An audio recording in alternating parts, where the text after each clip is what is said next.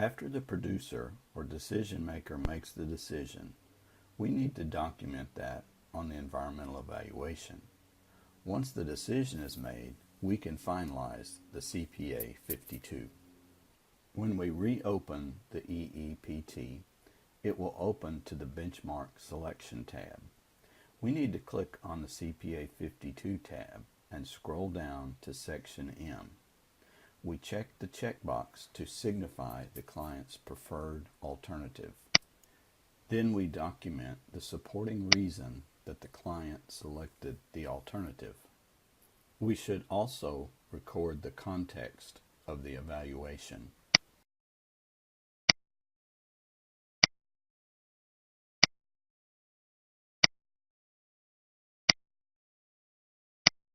Then we scroll down to determine if there are any significant adverse effects or extraordinary circumstances by answering each question in Section N.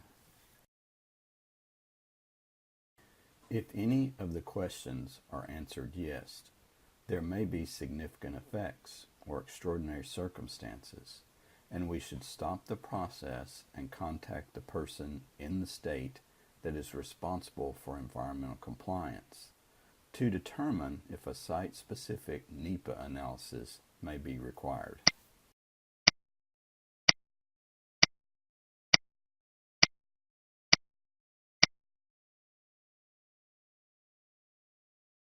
Next, the form should be prepared for the planner's signature.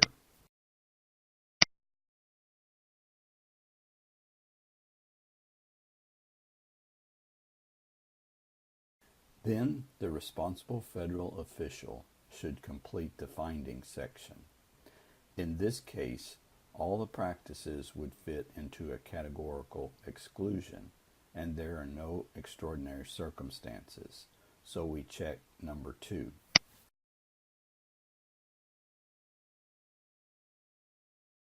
Since we checked finding number 2, we should identify the applicable categorical exclusions in Section R2. An information box appears telling us the type of information that is needed and the availability of pre-written narratives. So we click the drop-down button. The pre-written narratives appear and we select the applicable one. In this case, we will select CE number 20. We will repeat the process to select all applicable categorical exclusions. In this case, number 21 and number 19.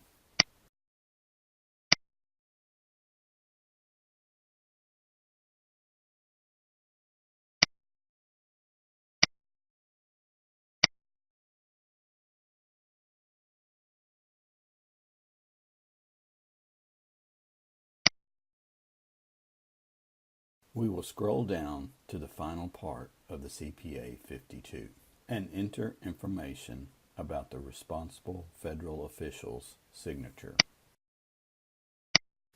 And for our last step, we need to document some additional notes.